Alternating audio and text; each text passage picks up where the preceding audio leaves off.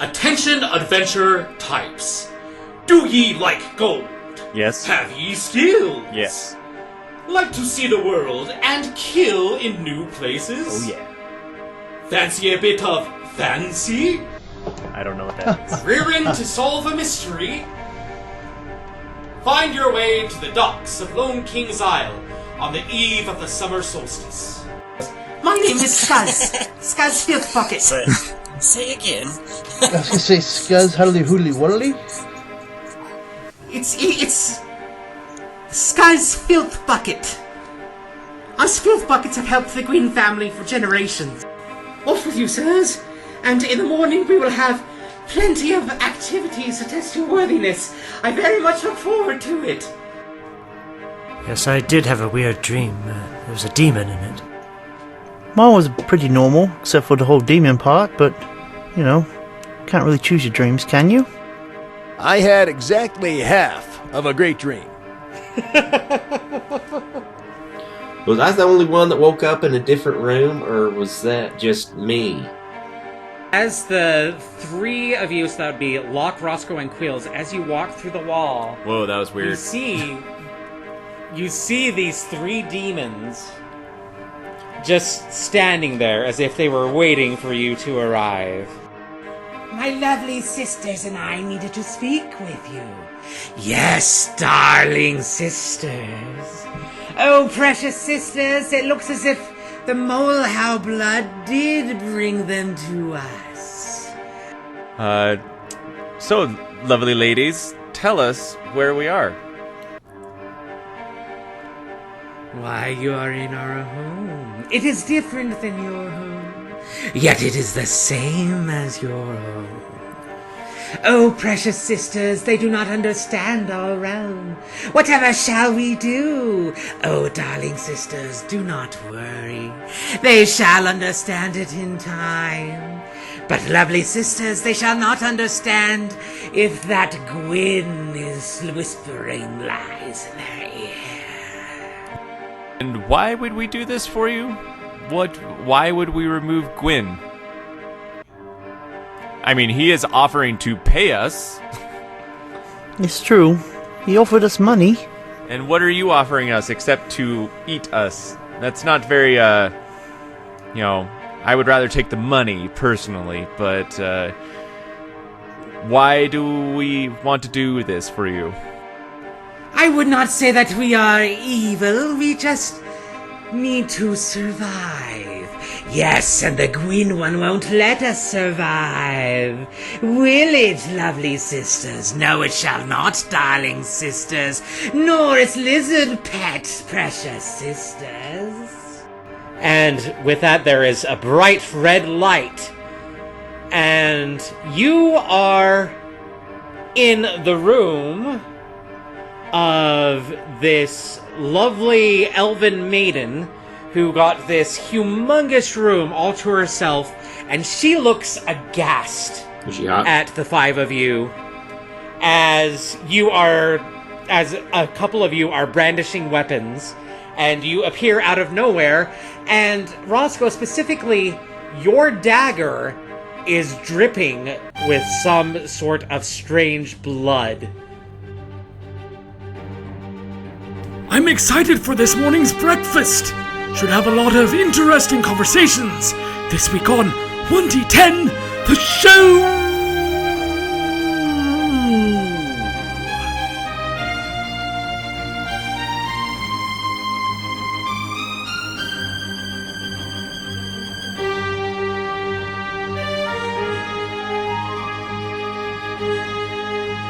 Hey, so welcome back. Yay! Woo! Woo! Very excited for tonight, guys.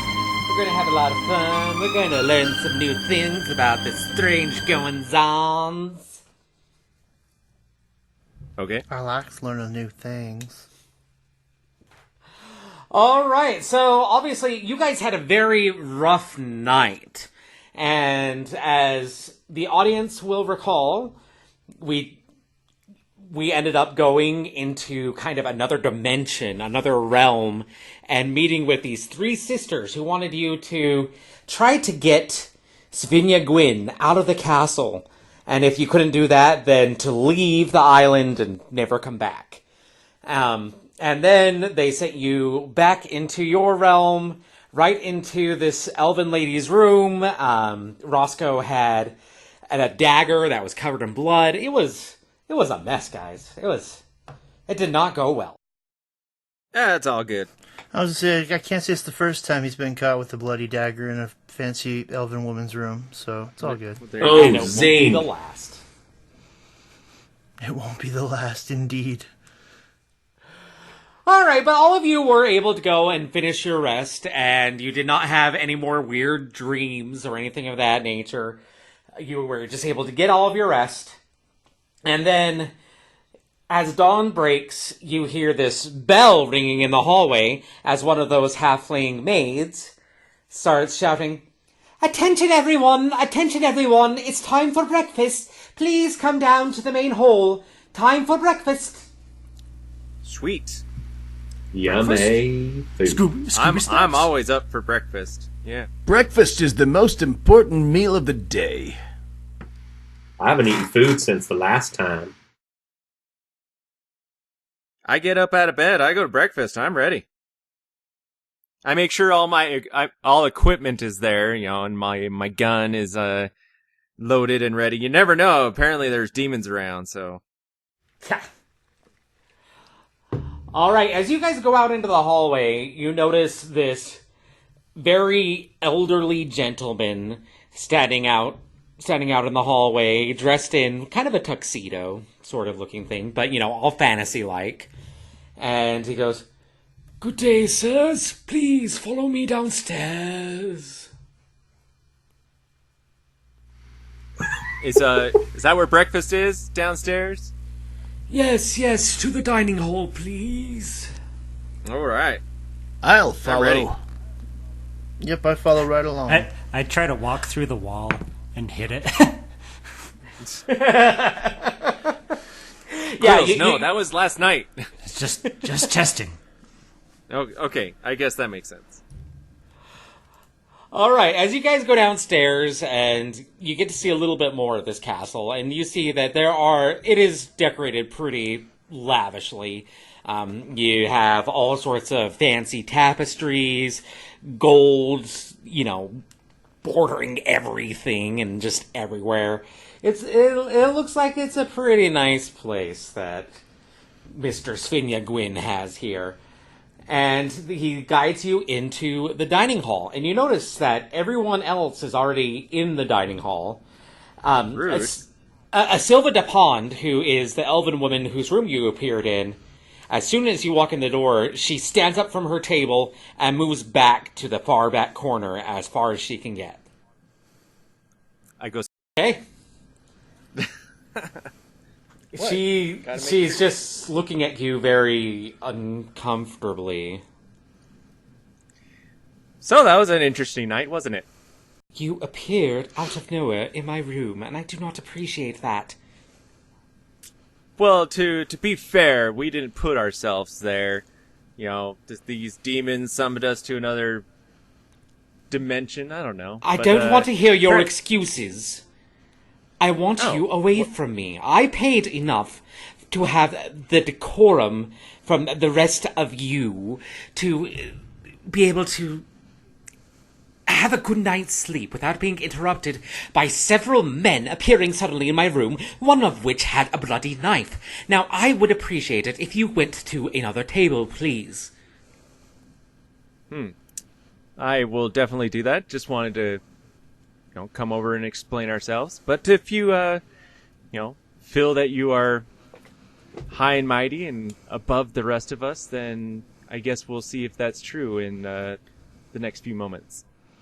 I'm gonna sit right down next to him before he can leave with a big plate full of just all kinds of food and just starts munching away like there's nothing going on. Silva's just looking especially uncomfortable with you coming and sitting there. And as you have, I assume, a fork and a knife, and she kind of gives this little eek sound under her breath and says, "Excuse me, I believe that I will spend the rest of this breakfast up in my room, in my private chambers, where you are not allowed. All right, you do that, your worshipfulness. That was my mouthful of food. Quills will sit down and start eating. What kind of food is there for breakfast? You got some fancy spiced potatoes with some eggs and some bacon. I mean, it's a good breakfast. Is the breakfast hot? Yes, it is. It's very warm. It was freshly made. That's good. Good. You should ask it out. Yeah. Oh, snap. I'll make sure to grab myself some breakfast and then sit back down. At the table where the elf was, because just to show her. Are you all of you planning on kind of going over to that table? Or, I mean, there's basically 3 empty tables total, and then you have basically everyone else is kind of already grouped up together. The only other table where there's room is the table with the 3 identical dwarves. Lord Cypher will eat at a table by himself. I need elbow room. Oh. I think Dave's going to go sit by the dwarves because he likes meeting people. Right. I'll give a little nudge to Roscoe and be like, "Hey, let's go over and sit with Dave. Meet the competition." Right, sounds right. Let's do it. All right. We take our food and go sit with Dave with the dwarves. I'm not missing a beat. I'm like stuffing my face while walking. And also, Brady, while we're walking over there, I just want to observe what people seemed to, gather together, like, and who decided to sit by each other. So you have Bashal is kind of sitting by himself. I mean, he's at a table with everyone else, but you can tell that he's not really paying attention to anyone. Bashal is the orc, the giant orc. Right. And Thelian is trying to talk to him, and you can tell that that she took Locke's words close to heart as far as trying to get to know other people, but obviously it's not really going anywhere. You have Smither Mackelson and Rawlings. Rawlings is talking off Smither Mackelson's ear just absolutely constantly. And of course, Sylva de Pond went upstairs. Right. Well, as I'm passing Filion, I'll just kind of catch her eye and be like, "You're welcome to join us with some better conversation," and then just continue walking. She stands up, and she actually forcefully grabs your arm and starts to drag you towards a corner of the room. Oh. Well, all you have to do is ask. Hot potatoes. Hot potatoes. And potatoes. What were you doing last night? Oh. Suddenly you were a shadowy figure, and I saw you moving, but you weren't reacting to me, and I tried to come after you, and I couldn't touch you. It's like you couldn't see me. What were you doing? Oh, well, it was nothing by choice. Apparently there's a trio of sister demons that inhabit this area, and they sucked me and my friends into their home, and apparently, which is, I don't know, some other plane of existence within this castle. I like that. I like that you explain this like this is an everyday occurrence. I know, right? Another Tuesday. Another Tuesday. It'd be like, this is what Locke is just guessing. I've never experienced it before, but of course. And so, but yes, I imagine that was kind of could freak you out a little bit. All of a sudden, I'm a shadowy figure. You went to another realm? Well, I don't know. I mean, it was the same. We were in the same place, but it was different. Like I had a red tint to the air, and everything seemed a little bit more, I don't know, demonic, I guess you could say. I've never experienced anything like it, but I mean, we were here, but we weren't here. And obviously a part of me was still here because my I don't know, shadow. I guess my shadowy body was moving around. Her claws come out of her fingers, and you can tell that she's just anxious and furious about something. And she actually sticks her claws right up to your neck. And she says, "Was there the man in purple in this other realm?" I just put my hand like on her fingertips, and I kind of like push her hand down and be like, "No, I did not see a man in purple. Just some demon ladies. I assume they are demons. I've never met a demon before, but they were, really ugly and horns and all sorts of stuff, and they made absolutely no sense. Who's the man in purple?" Brady, real quick before you answer that, can we see what's going on right now? Like, if we were to watch her drag him off, can we see that she's kind of threatening Locke, though we probably can't hear what's being said? Yeah.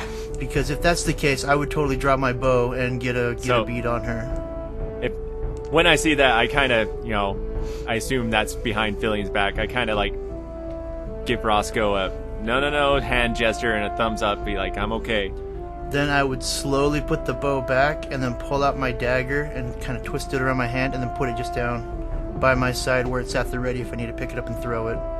And then get back to eating. Stuffing my face. Oh my gosh. It's pretty gruesome. I mean, you don't know what this breakfast did, but apparently it deserved it. Jeez. So, who's the man in purple? Is this the person that took something from you that you were looking for?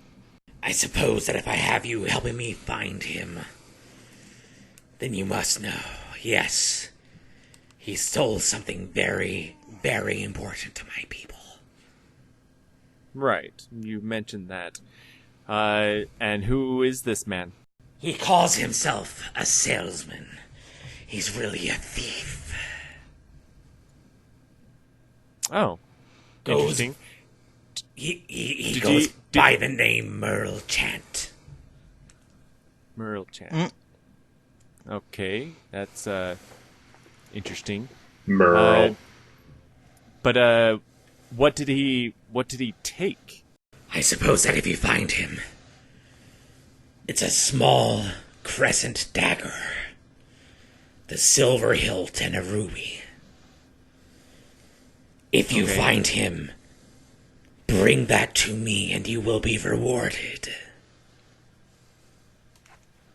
Alright, so why would you think that he was in this other place where I said there were demonic beings?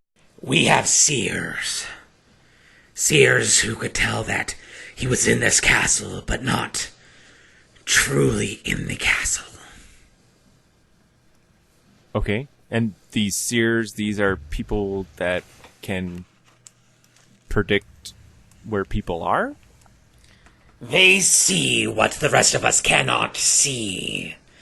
They find what the rest of us cannot find. And they assist me in my hunt. I guess that makes sense, calling them seers then. Yeah, I get it now. So, sorry, I'm unfamiliar with most magical things, and so I'm just this is all just coming off the top of my head. I have finished talking with you. And she walks away. Yeah, I really enjoyed last night too. Hot potatoes.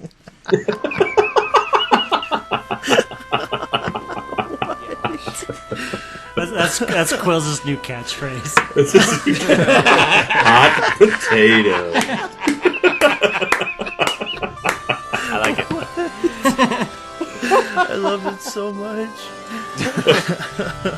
All right, well, I go back and sit down and actually start eating my breakfast now because, yeah, I want my food now. All right, so let's go back a little bit earlier. So when you guys went over to sit by Dave and the three dwarves, I want to hear what Dave's doing with the three dwarves. So, hi, are you dwarfs? I'm not a dwarf. Yeah, we are dwarves. How did you guys sleep last night? We had some crazy stuff happen to us. Did anything weird happen to you last night? How was your sleeping? Well, Fojo snores. Well, no, it was you, Fiji. No, it was Faja. Sorry, did you say your name is Farter? Faja. Oh, Faja. Oh, I'm sorry. I have horns over my ears, so sometimes I have a hard time hearing people. It's called hornlexia, kind of like dyslexia, but with the ears. It's all right. You don't need to worry about us. And by the way, that was each of them talking in turn. So where are you all from, may I ask, Mr. Dwarf people? We come from the Hidden Kingdom. It's hidden. You're not supposed to know about it. Oh, that's nice. Well, I know about it now, so that kind of gave it away, but that's okay. I won't tell anyone. You don't know where it is. Oh, where is your hidden kingdom? Ha! You thought you could trick us, but you couldn't. No, you could not. And they all just kind of nod with self-satisfaction. Oh, well, you got me. I'm just trying to make a friendly talk here and meet everybody because we had some crazy things happen to us last night, and I just want to know if it happened to anybody else. And, I mean, we saw some 3 demon ladies, and we weren't even confirmed if they were hot or not. I think that they just kind of said, "Hey, you don't have to worry about us," and then just went and started eating. Yeah. Okay, well, if you're gonna just go ahead and keep eating, don't want to tell me where your hidden kingdom is, whatever. I guess we won't be friends, jerks. Hope you choke on your chicken.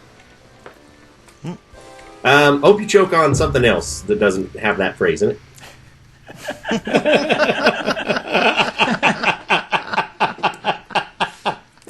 I apologize. Is someone casting spells over there? Just a routine laying of hands. Yeah, call back to episode 1. Woo! Alright, so by this point, Roscoe and Quills have joined you. Locke has been taken into the corner by Felian and been given a talking to. Hey, Brady, I have a question about the Yes. the dwarves. Did you say they're identical? Yes. This kind of strikes Quills odd, thinking about the 3 demon sisters, because they were pretty identical too, weren't they? They were different colors and different sizes, but they all looked fairly similar. Quills just kind of makes a mental note in the back of his head about this oddity of seeing like groups of 3s, like 3 sisters, 3 brothers, and just kind of keeps a mental note of that. Okay. All right, and so now that more people have come and sat down, the dwarves are starting to look a little bit nervous, like, hey, this, we were sitting by ourselves. We don't really want more company here, but, it's more saying it with their eyes than actually saying, hey, get out. Yeah, I'm just paying attention to Locke and watching him converse with the cat lady.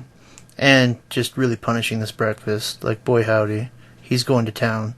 All right, and at this point, Felian has finished talking to Locke and walked off. And where did she go walking to? It looks like she went walking just into the main hall. Oh, okay. All right. Well, I go and sit down, and I'm like, so because we're all with the dwarfs now, and be like, hey, so did we get all your story? And I say that to the dwarfs. This one tried to get our location for our hidden kingdom, and he did not succeed. No, he did not. Ha! And they all kind of do a self-satisfactory nod again. That is so rude. I know that, keeping things hidden is such a great, skill to have. I mean, how do you do it? How do you keep a hidden place, kept in your minds without telling anyone? Maps. Secret maps. Oh, yeah? Super secret maps. That totally makes sense. And where would one keep secret maps in order to keep them secret? And then all three of them together, like, in almost as in one motion, tap themselves on the foreheads, like, hey, it's in here. Oh, so you keep it all in your head. All right. Are you sure that's really safe? I mean, what if you get hit in the head and you forget where it is? We can't forget. Enchantments. Magical enchantments. Ha! We can't forget the maps to the secret kingdom. No, no. Ha ha. And they all they all nod. So someone put an enchantment on your brain in order for you to remember where your home is at all times? I feel like we've said too much. That's right, we have. We should stop talking about that now. Ha ha! Oh, well, I don't really think you know where it is. I mean, I could write something down right now and say, this is the hidden kingdom, and how could you disprove me wrong? Because... Oh, snap. You're not a dwarf. Oh, so you have to be a dwarf to know where things are hidden? The hidden kingdom, yes, it's a dwarven kingdom. And you've never seen a non-dwarf there? No, of course not. That's exactly my point. Well, there was that one dragonborn. Yeah, but he was a friend of, well, never mind. We won't talk about that. Oh, another fellow dragonborn, much like Dave here, and I give Dave a little nudge. Yeah, much like me. This one seemed a lot more pleasant, but... Oh, interesting. But, no humans or else have ever graced your kingdom? No, of course not. Pah! Tuh! Ew! Ha ha! You got something stuck in your throat there? No, that's just something I do. You just randomly hawk up phlegm and spit it to the side? Well, yeah. Oh. Is there something wrong with that? It's unfortunate. But, it is what it is, I assume. So while this is all going on, I kind of want to be eyeballing the other contestants as they're sitting and eating their breakfast, and just kind of just people watch, kind of creep on them, see if I can learn anything from mannerisms, and just I guess see who I would assume is the weakest of all of them. All right. So as you're looking around, obviously, if you're looking for weak, then the middle-aged man who looks like he hasn't lifted a weapon in his life and just reads books, it probably catches your eye. So Raleigh. He's the boss. All right. What about the bearded one-legged, or the non-bearded one-legged dwarf? What's he up to? Smither Mackelson. So Smither is just kind of glancing around. You can tell that he doesn't really trust very easily, and he doesn't like being where he is right now. But obviously this Rawlings guy is just talking his ear off, and so he feels obligated out of hospitality to stick around. And then we're talking, what about the big orc? Is he just eating quietly? As you watch him, you notice he hasn't even actually taken a bite. And he's kind of pushed his plate away, and it doesn't look like he's eaten anything from it at all. But he's just sitting there, people watching like you, and he actually catches your his eyes catch your eyes. I stare into his soul. Sorry, go ahead. He looks at you and then just kind of silently nods. I'll nod right back and not break eye contact until the, respected allotted time. I'll probably wait for him to break it first. Yeah, that one. Let's do that one. Okay, yeah, he broke it. Then I'm going to kind of linger to just kind of size him up a little bit.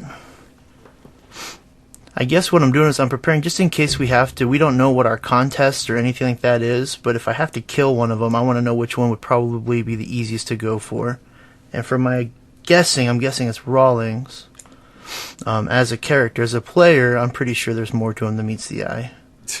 But as a character, I'll be metagaming. Yeah, right. I'll be sizing him up as Roscoe. Okay, and into the dining hall, you see this small figure. Yes, it is Scuzz Filth Bucket. That's Filth Bucket. Can we And get on with? Can we get on with this now? What's going on? He walks over to your table, and he looks at the three dwarves and just kind of shoos them away, and they all get their plates and grumble as they leave. And then he sits down to talk to your group, except for Cypher, who is over there on a table on his own. I'm busy eating. And Scuzz and Scuzz just kind of motions for you to come over as well. I come over as well. Hey, Bucket. Are we going to talk about this whole situation that happened last night? Well, yes, sirs. That's exactly what I needed to talk to you about. Yeah, Mr. Roscoe. No. Yes, what do you need? I must warn you that there is a strict policy for no bloodshed on the grounds. Oh, well... And the gargoyles sense bloodshed, and I found that blood on your dagger. Yes, but did you find anybody who's wounded? No. Well then... How are you sure it's not jelly? I've Maybe been some scouring. jam. Maybe I was making a sandwich. I've been scouring things, and I can't find any... I can't find any proof that... Maybe it was my own blood. ...is injured, otherwise you would be out of the competition. Wait, we can't spill blood in the competition? Well, not on the grounds. So we if can't I get spill like blood on the ground? If I get like a bucket, and then I just make sure I catch it. Or before it maybe hits the a ground, tarp of that some works. sort. A tarp? Right? Yes, a tarp would work. Not on the castle then. grounds, you idiot. I apologize. I apologize, sirs. My anger got the best of me. I did not mean to speak of you that way. Oh, Don't apologize. problem. Blood-free killing is a challenge. and I'm always down for a challenge. I love myself a challenge. I agree. Let's begin.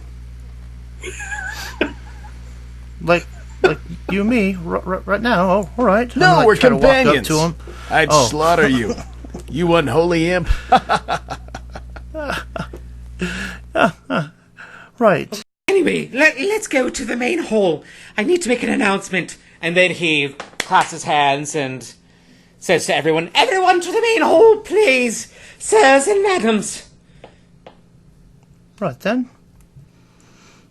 I go. All right, I kind of grabbed the I wasn't finished breakfast, so I kind of grabbed my 2 pieces of bread and stuffed the stuff in the middle and make a sandwich and take it into the hall with me. Hello there, my lovelies. This is Brady, and this week I just wanted to give a quick shout out to, well, basically all of you. Since we've started this new arc, we've seen a lot of great support just coming out in droves.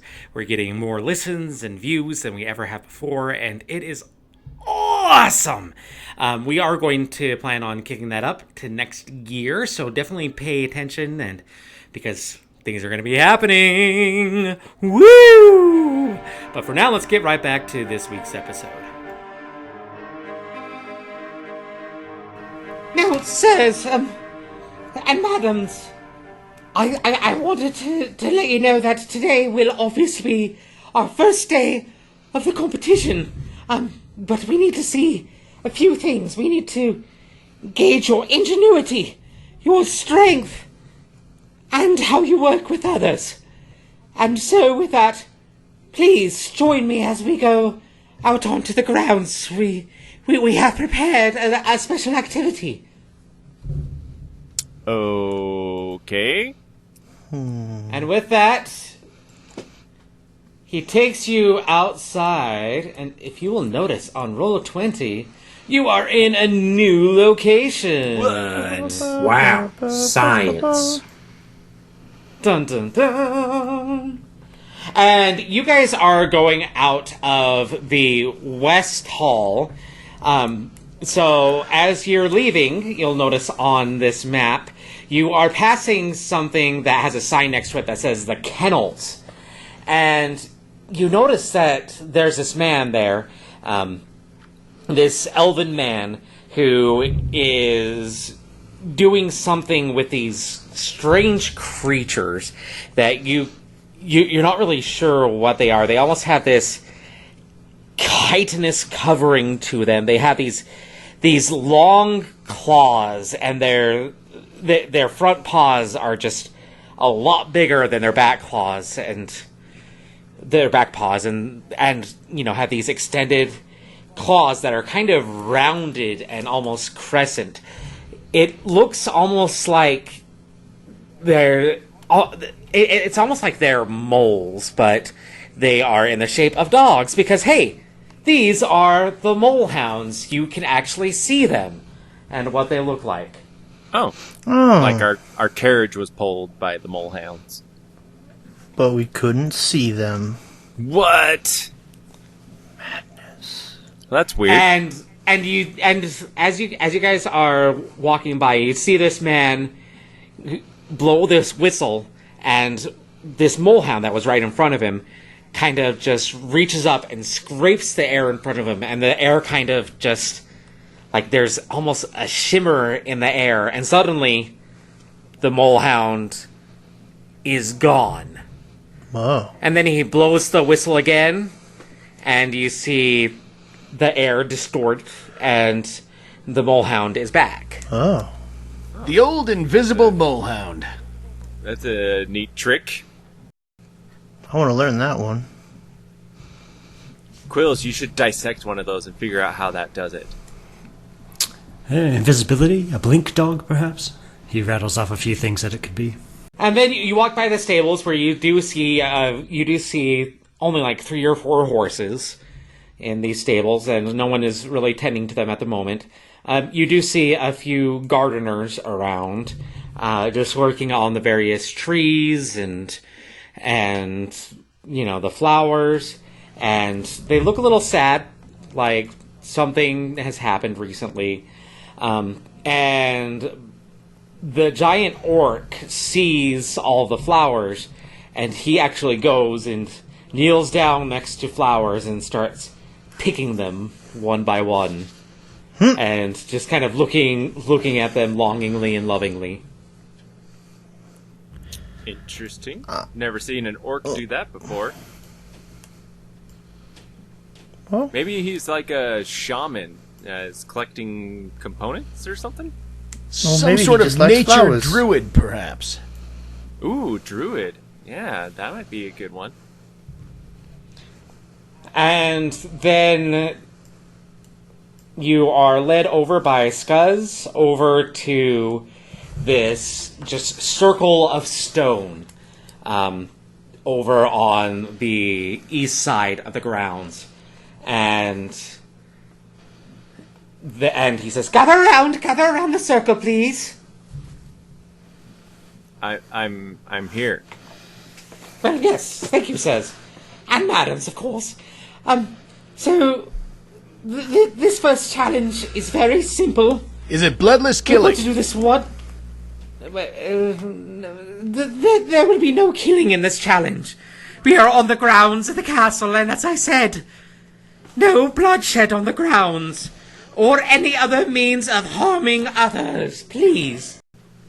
Okay. So what are we Alright. doing? What are we doing, Bucket? That's all right. So he takes this cane that he has, and he starts waving it above his head, and giant log starts coming out of the ground, and it keeps on just coming and rising up slowly until it's about 8 feet tall, and then it falls over. Having some trouble with your plumbing? It's quite a log.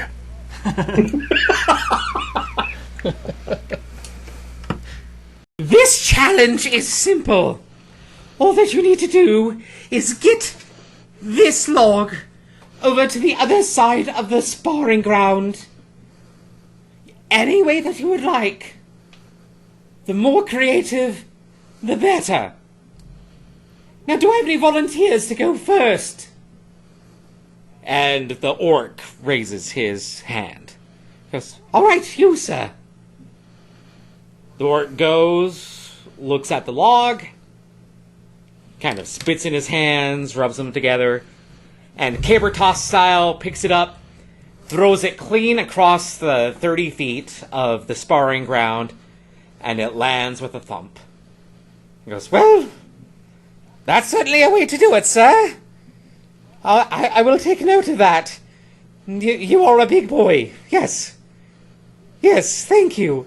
And then Skuzz kind of waves the cane around, and the log floats back over and lands back down. Goes, who's next? I'd take a go at it. All right, sir.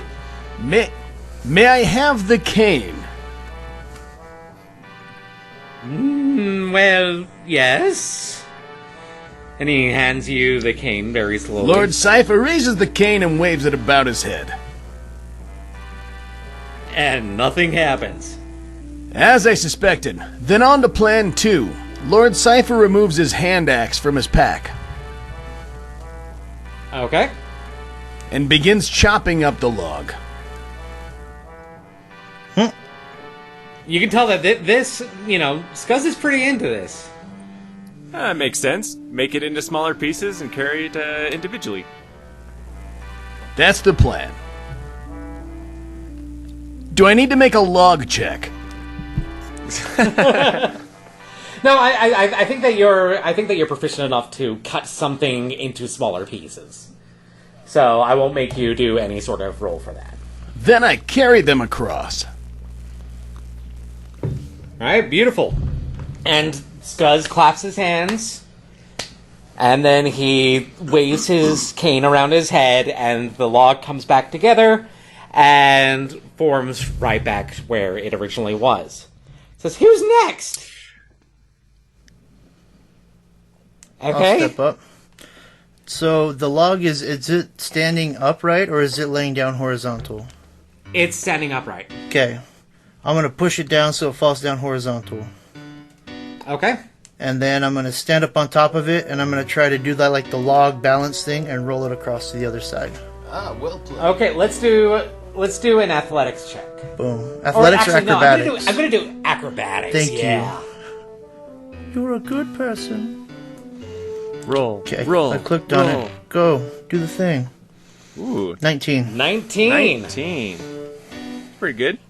All right. With that, you are definitely able to get it across. But I want paint me a word picture here. Oh yeah, so he definitely, he stands up, he sizes it up, he kind of taps it, he probably knocks on it a little bit, putting his ear up against it, backs up and just throws his shoulder into it to knock it down, then takes that momentum and kind of rolls up on top of it to get his hands down, kind of like gymnastics style, up and over to put his feet down, and then he starts to move it, and once he gets it going, he goes a little faster, right, and it starts to go about halfway. He's going to flip over again and go into his hands and finish it off on his upside down on his hands as it goes to the other side, and then just let it roll and do a flip off and land on his feet.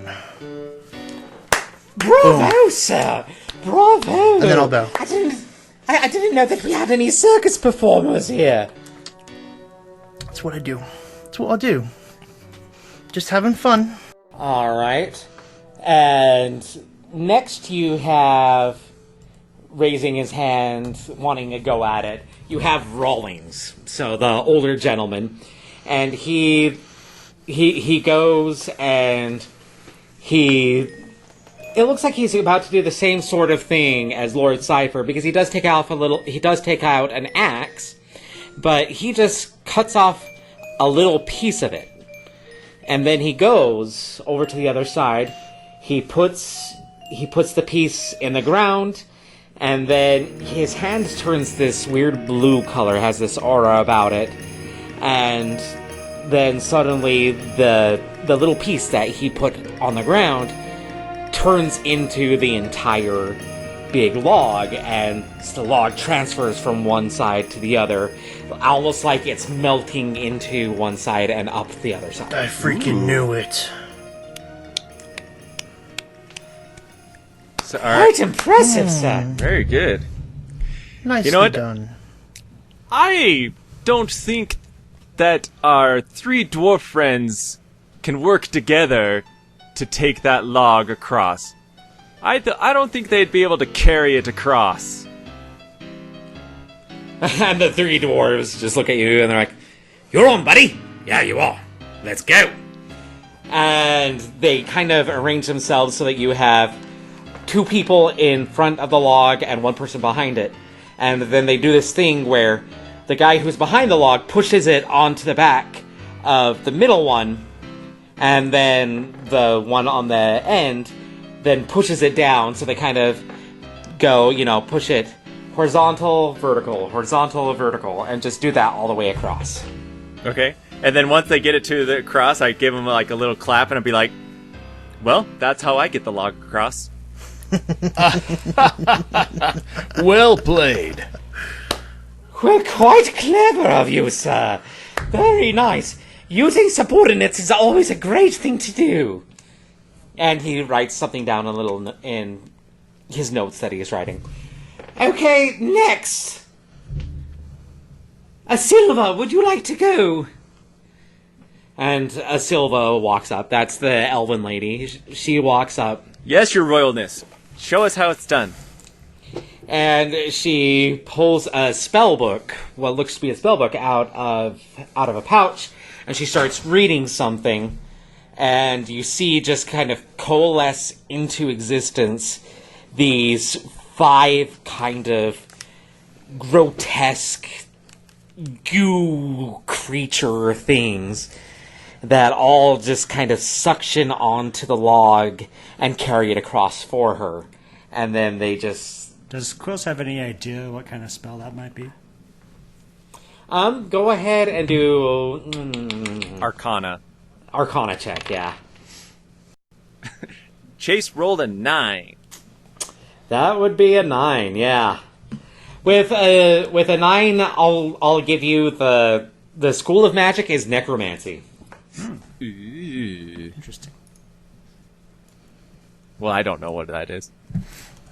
You hear Quills kind of take a curious watch of this spell and kind of giving a worrisome glance to his compatriots, knowing what necromancy is. Like that's kind of a not a fun school to mess with. What's your take on that, Quills? Magic that I wouldn't touch. She's to be watched carefully. Want me to kill her? Whoa, buddy. Let's let the pretty thing stay for a while. All right. All right, next Felian comes up, and she looks at the log up and down, and she kind of does this weird martial arts kind of dance around it for a second, and then just takes a deep breath, and then pushes it with her palm, and it flies across. In fact, it goes well past the end of the sparring ground and about 15 feet further. And then she nods and goes, "Heh." Ah. So, that's like something you could do, right, Dave? With your, you like to punch things. That was going to be my idea, but now I'm a little shy around Miss Karate over there.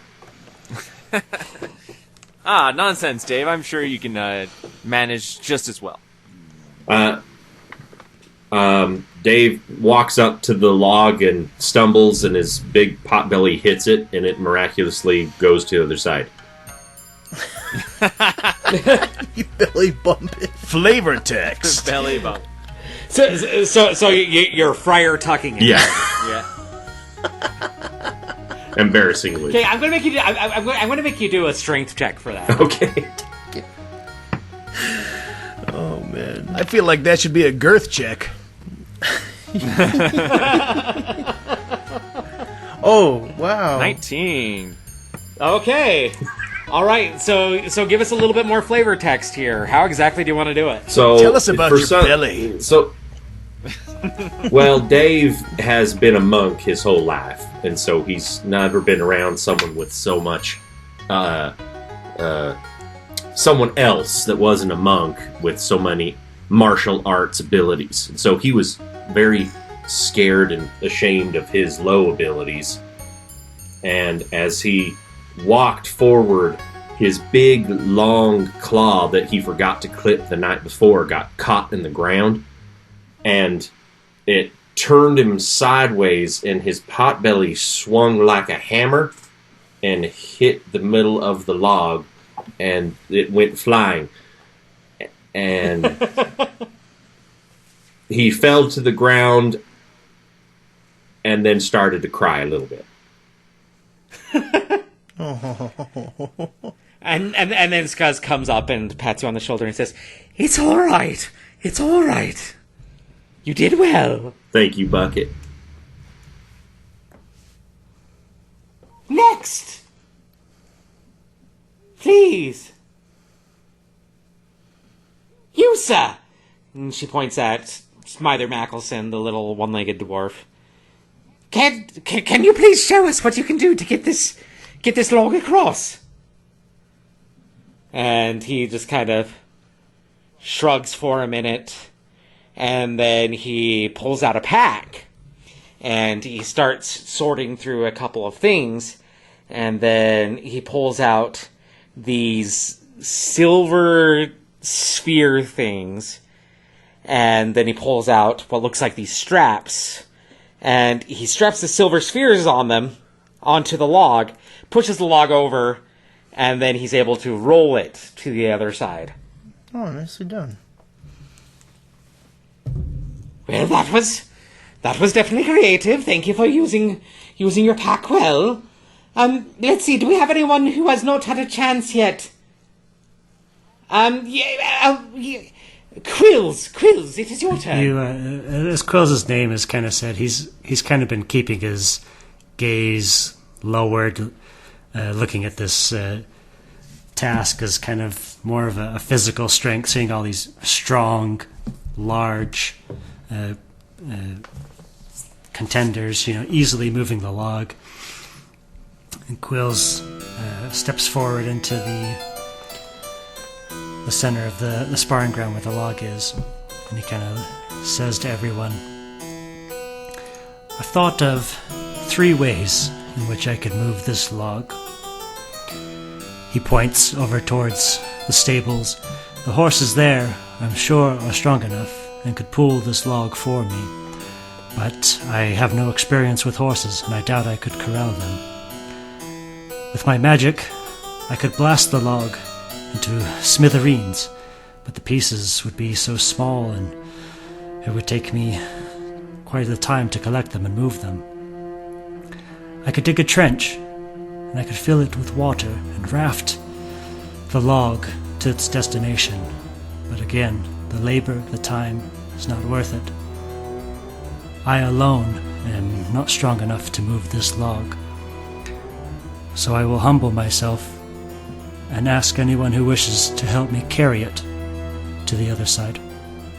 And he goes over to the log and he starts to use as much strength as he has to try and lift it by himself. Okay, go ahead and roll a strength check. Oh my gosh. Oh, wow. So that was a critical fail. And with how Quills is set up, that actually ends up being a -1. Didn't know you could get minuses. And Quill's approaching the log, knows, there is no chance at all that he can move this log, but he tries anyway. Okay. So is anyone showing that they're gonna move at all, Brady? I believe Lord Cypher Yes, was I'm coming to help. saying that. But I mean anyone besides our companions. Actually, the orc looks like he's wanting to help. Okay. He definitely understood the plight of Quills. Right. I take my gun and I shoot it up in the air. Bang! I'm like, all right, everybody. When someone needs help, we help them. Everyone take the log and move it across. basically everyone except for Silva de Pond kind of comes over to help pick it up, and all of you are able to take it across. I'm happy to help, Quills. As we're moving it across, I give a little mocking bow to Silva. And she just points her nose in the air. Roscoe didn't move either. Rude, Roscoe. Don't like gnomes. I'm happy to help Quills because that was a lovely monologue. Quills, moves with the group and helps as much as he can, but he's probably just hurting himself on the log more than anything. Like the more he tries to help, like he just bruises himself in his hands, and is just grateful for those that have come to his aid. All right. After seeing that, Roscoe will roll his eyes and go in to help. Okay. And so Scuzz Filth Bucket, you can tell he has a little bit of a tear in his eye, that really affected him. He's like, all right, please, everybody pay attention now. We have seen some very creative ways of taking this across, and some very... We have seen some displays of strength. We have some tasks that need to be done, and I would like to put people in charge of different groups to accomplish these tasks. And the first team captain that I would like to choose would be, well, you sir, Mr. No, Mr. Quills. It takes a lot to know your own, to humble yourself to that level, but that is what true leadership can be, and I want to see how you are able to handle yourself out there. Quill's kind of sputtering. I'm no leader. I sense greatness in you, sir, and I believe that you can do great things, and that you can lead. Please, you shall be our first captain. I give him a little reassuring shove in the back. Our second captain, for pure wit, will be you, sir. And he points at Locke. That was very clever to get others to do your work for you. I can't believe that it worked so easily. Yeah, it was very pleasing that it worked so easily. And our third captain, can I please have, well, you, sir? And he points over at Dave.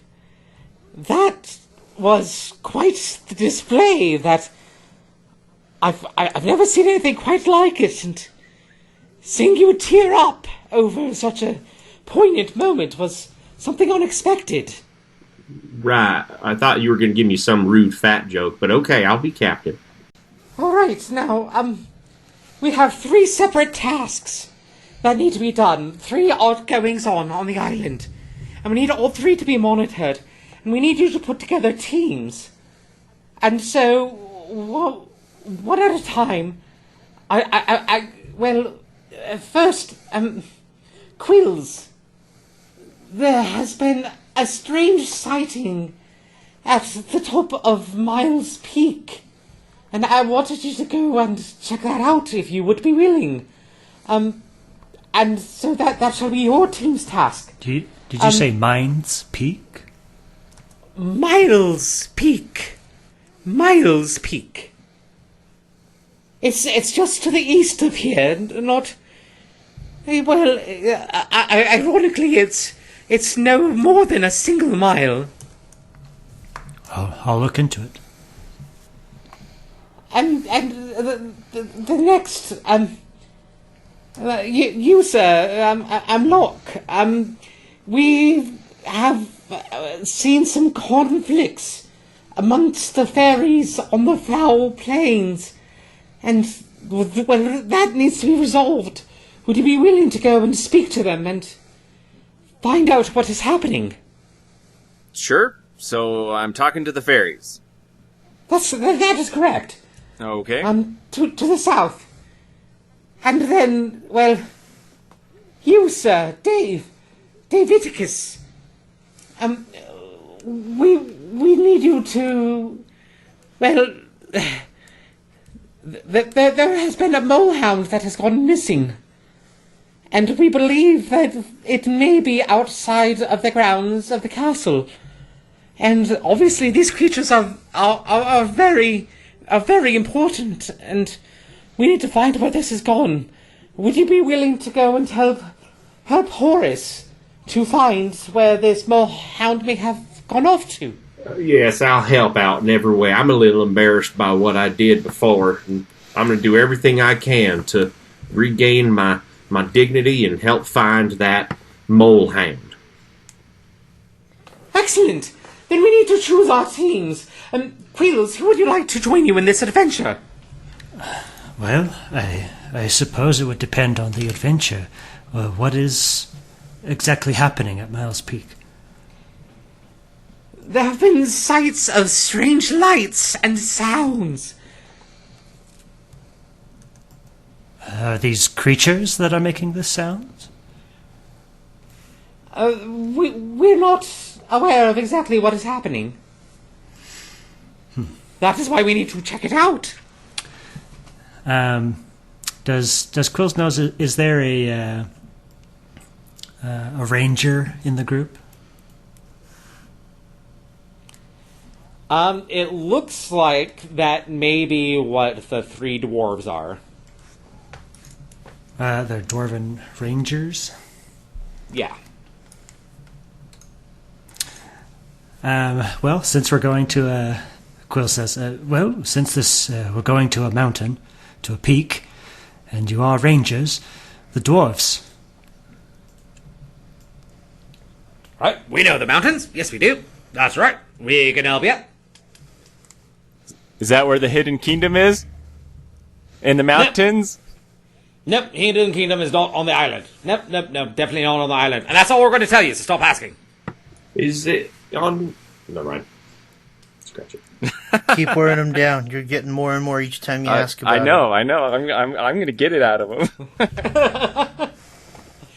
Well, and what's ironic is that's where your character in the other campaign is from. Oh, that's his that's kingdom. funny. Yep. Good stuff. Is it Great Britain? Because that's where your accents are from? All right, sir, Locke. Who would you like to do? Can you choose your first participant in your journey? Yes, I'm going to take Her Royal Highness with me.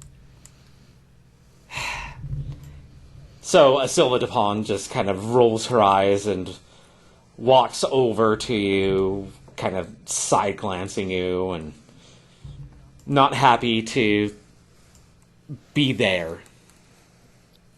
Hey, listen.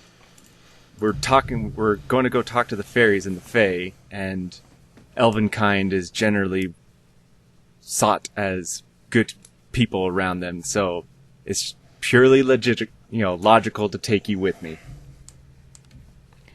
Whatever you insist. If I must go with you, then I will go with you.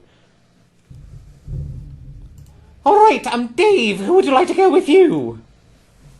Who would I like to take with me? Yes.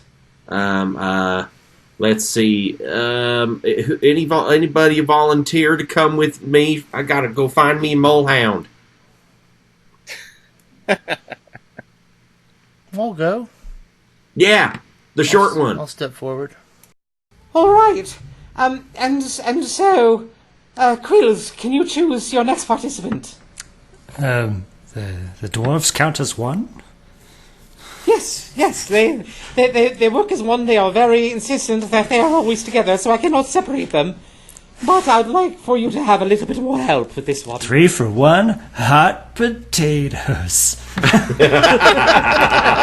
Yes. He's going to make it work. Dag nabbit. I like the uncertainty in your voice there for a second, but you nailed it. It was good. All right, so we've got... Just take the other dwarf.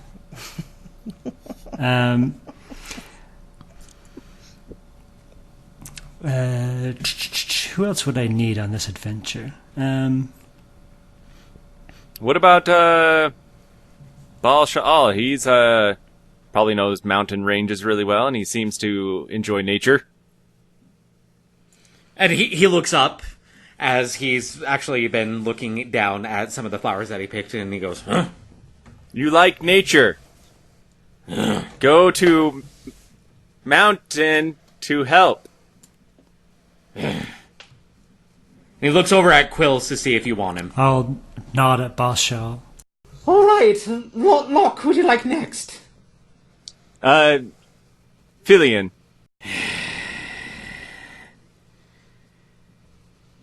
I will keep my eye on you, young one. Please do. I'd rather hunt, but if I must go with you, I must go with you. I think your skills will be useful to where we're going. All right, and Davidicus. Let's see here. So, just for our audience who might not be keeping track, so far we have Lord Cypher, Smither Mackelson, and Rawlings that have not been selected. I'll take Lord Cypher. He speaks all kind of princely-like, and I like it. I like the way you talk too, companion. When it comes back to Quills' turn, he'll wave his hand and say, "No more. I don't want to pull any more men than is needed, and I want to see the other tasks succeed. Those 2 remaining men should go to the other groups." I think that's a wise decision as well. All right, well, Locke, which one do you want?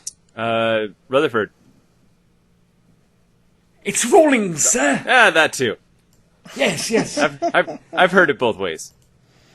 Oh, I feel like that was a joke, and I should be laughing, but I don't get it.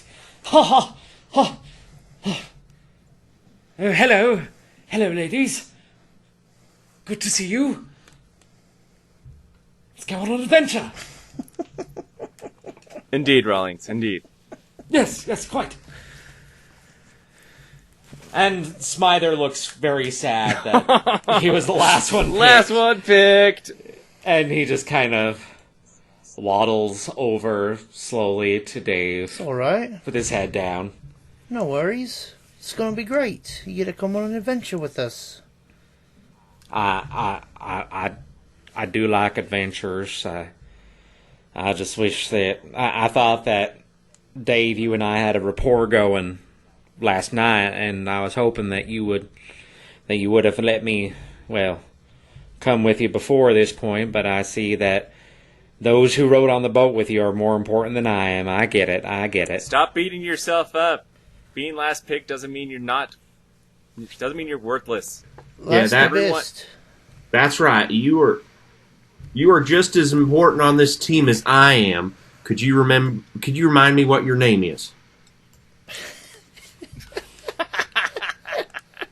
It's Smither. Oh, that's right, Smither. Smither Mackelson. You know, Smither, I'll think back for the rest of my life on that last night when we spent together. You were sleeping in your bed, and I was sleeping in my bed. You were all curled up. I wanted to read you a bedtime story, but I thought that was pushing it too far. But and the bed pyramid was right comfortable. You were correct about that, sir. You know what? Bed pyramids. I'm going to go into a furniture store called Bed Pyramids. I'm serious. But listen here. All right, I'm happy to have you. I might join with you on that venture. I'm happy to have you on our team. I'm not going to cry. All right. Now, please, if you can go your separate ways, here are maps to get to where you need to go. And he goes up to each of the leaders and gives you each a map. I don't think the dwarfs need a map. They're good at keeping things in your mind, right? Like, you know exactly where the hidden kingdom is. Where is it again? It's up here. We know where it is. It's in our minds. You know, enchantments and all that. And you can't get past that enchantment. And you can't get rid of the enchantment. And we ain't going to tell you where the kingdom is. Because it's not here. Well, yeah, okay, we told you that. It's not on this island, but is it on an trying island? to trick you so that you don't look for it. Oh, well, okay, so it's not on an island, correct? We're not going to say anything more to you. We don't like you anymore. Goodbye. And they just turn around as if they can't see you. This feels like a game of Guess Who. Is your hidden kingdom on an island?